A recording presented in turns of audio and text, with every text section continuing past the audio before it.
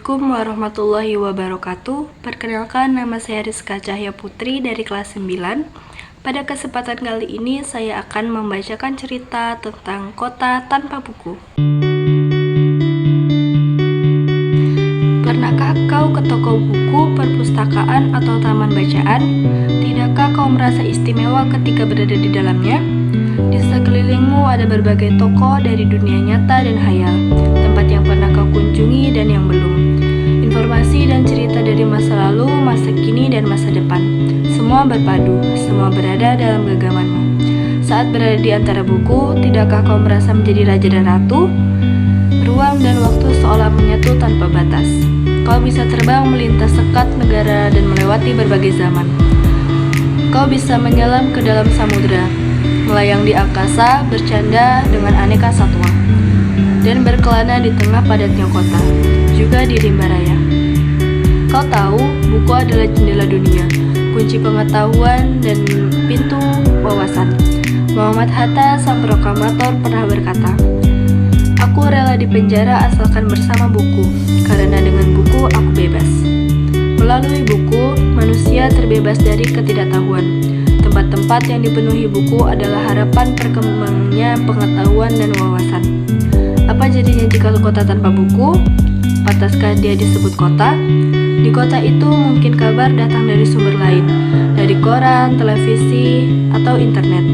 Mungkin informasi dan cerita datang dari cerita nenek moyang, bagai dongeng-dongeng sebelum tidur.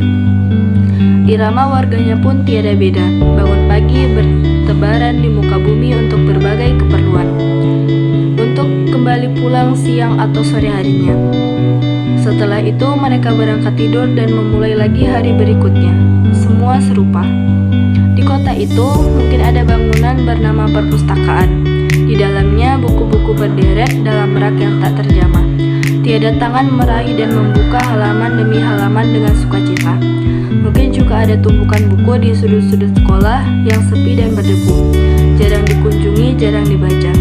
Buku-buku di sana teronggok tanpa nyawa. Bagaimana dengan kotamu? Mungkin kau tinggal di kota yang megah, atau di gang sempit, di desa terpencil, di sisir pesisir, atau di kaki gunung. Adakah perpustakaan, taman bacaan, atau toko buku di dekat rumahmu? Jika ada, apakah tempat itu menjadi wadah berkumpulnya anak-anak dan warga? Menjadi pusat berkembangnya wawasan dan pengetahuan, atau hanya menjadi pajangan? Maukah kau menjadi orang yang menghidupkannya? Kau bisa mengunjunginya dan mengajak teman-teman membaca dan berbagi cerita di sana. Jadikan tempat itu sumber kegembiraan dan pengetahuan.